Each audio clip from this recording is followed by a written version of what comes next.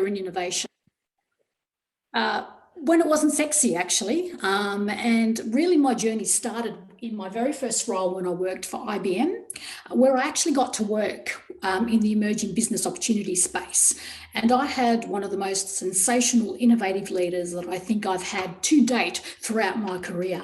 And he really is the one that sent me on the path of really sort of stretching my mind and really sort of thinking beyond what was the norm, and led me into doing a Masters of Entrepreneurship and Innovation, which really kind of set the framework around, okay, I've got the thinking, how do I now build the frameworks around it? So what I'm going to do today is I'm going to share a little bit about what I believe you need in terms of strength and capability, and also behaviours to actually be a leader in the innovation space, or be an innovative leader, in particular within the energy sector. As you know, I worked for 6 years with Worley, was in the energy sector. In addition to that, I did do a lot of work for the Fortune 500 when I worked in Deloitte, and a lot of those were the big, I guess, owners of utilities around the globe, in particular in Asia. So first, I think the first thing when I was reflecting on what does it take to be an innovative leader is that you've got to understand in terms of the role and what is that you actually provide the environment, and you actually provide the framework that enables and empowers individuals and teams and those around you to be innovative. So it's actually not about you being innovative. It's actually about enabling those that work for you and support those in the environment with their ideas. So I think if you can get your mind around that straight up, that it's not you that are innovative, it's actually enabling those around you that you work with to be innovative. I think as a leader, that's a critical thing in terms of the starting point. So I really reflected on what it is that's been my experience as a leader, and also watching those that are innovative leaders. And I'm going to share some of what I believe to be the 4 core mental strengths and capabilities that are required to be an innovative leader. And I've put together this little framework, which you're welcome to steal, which I call core mental strengths and capabilities. And the first core mental strength is what we call C, which is curiosity versus judgment.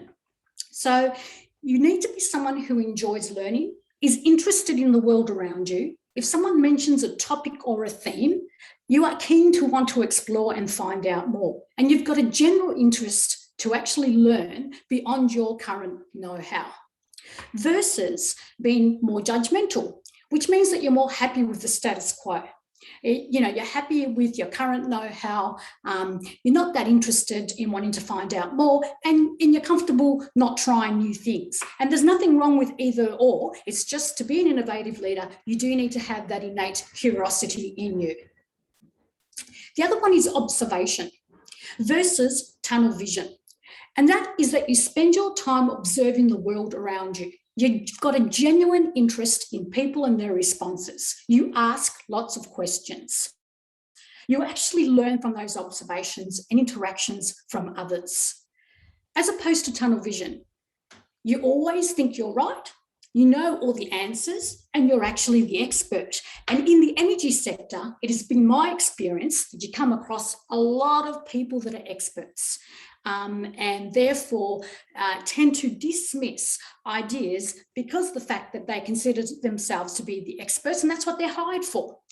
So that's something that you really need to work on, making sure that you don't respond in that manner. The other thing is that around response versus reaction. So respond is you reflecting on the questions, reflecting on what problem solving, reflecting on what the solution might look like. You are measured and you try and provide insight and value to those around you, versus that you instantly react to when people tell you an idea or have a thought. You're not really that interested, and you really don't want to listen to others because you really already have the answers, and you just kind of need to get on with it. The last one is engagement versus isolation. So you need to enjoy interacting with others. You enjoy being challenged, and you actually enjoy listening to lots of voices, different point of views. You revel in diversity, and you love the debate that it brings, as opposed to isolation, that you have all the answers, you prefer to work on your own, and you don't really like to hear other people's thoughts. So in terms of being a leader in innovation or an innovative leader, they are the 4 core strengths that you must have to be successful. Now, some of us have it innately, others may need to work on it.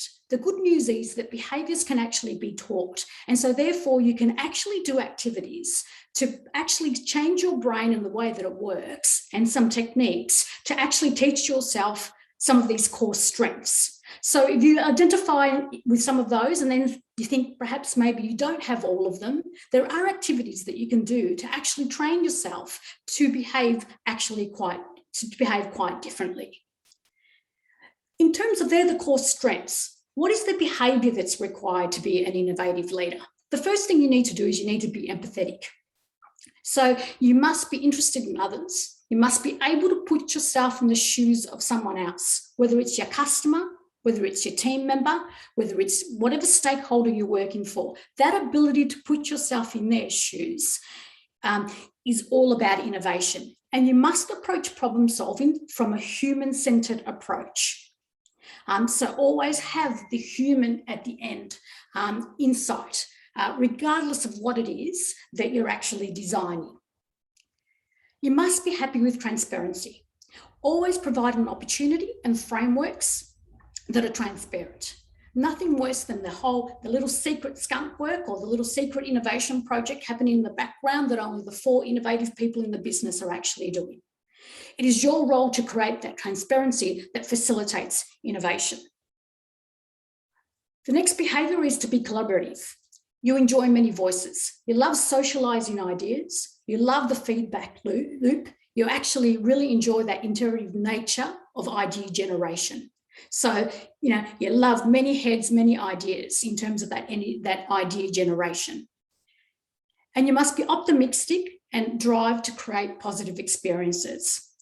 So regardless of the outcome, you're about lessons learned and you actually celebrate those wins. So you're always looking at it from an optimistic point of view, even when you actually fail. You see it as a lesson. You see it as something that you can learn from, move on, pivot, and do it again and do it differently.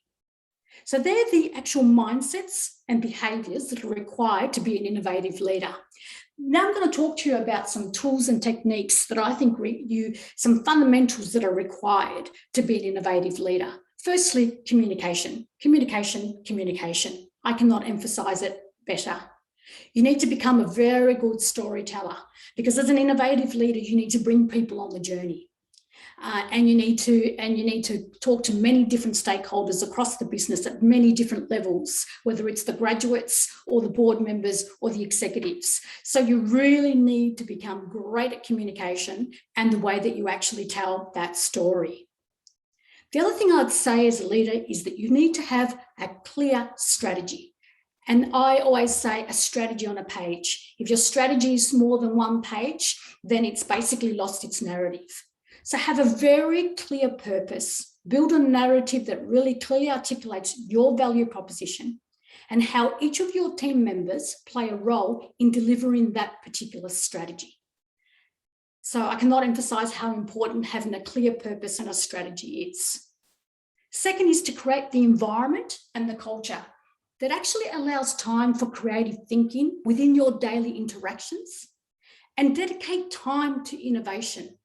Build a very simple framework to explore ideas and really facilitate that experimental culture. It could be that once a week you decide to do something that's different. It could be you start a meeting with someone doing some research on a particular theme or topic that you're all interested in. It could be just something that someone's experienced that's of interest, or come across an article that you'd like to speak about. Just allow the time for people to be creative, allow the time for people to be innovative and also to come up with ideas. I highly, highly recommend that you have a very clear understanding of what agile processes are all about, and also the prototype methodology. They're just 2 very fundamental capabilities that are required if you're going to be in the innovation space. Again, build a framework, but keep it simple. There's the first thing that kills innovation or being an innovative leader is if you make the framework too overly complicated and people need to actually jump through too many hoops to achieve any outcomes. So keep it simple. Within the time frame, within the framework, make sure you include timeframes, funding, whatever it may be in terms of idea exploration and actually taking a concept through to idea, through to product or wherever it may be. Have a way that allows you to test the hypothesis. And in testing the hypothesis, knowing that some may not actually work, knowing that you have to pivot or sometimes actually fail and start all over again. I also believe you need to have a way forward. So for instance, you've tested the hypothesis and you actually need a way to move forward, whether that's that you create a business case that gets presented to the executive, that you have a portfolio management that allows funding for certain products development or service development. You need a way for people to take beyond the hypothesis and into actual real actionable cases. And I highly, highly recommend that if you've not done some research on design thinking, that you actually go and do some design thinking. There's plenty of literature around, there's lots of courses around, but once you can actually get your left and right brain working on a daily basis with the tasks that you're actually doing and enable those techniques, it will just take you to another level as an innovative leader. My final thoughts are, you can have the best well-designed architecture or framework for innovation in your organisation.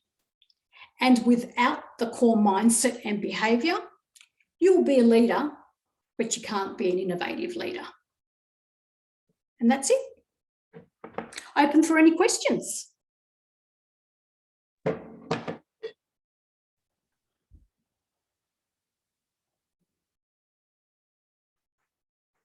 No, well, what we can do is, we'll let people ponder. Thanks, Nuria. I think we have a lot of very important content, a lot of very useful and practical.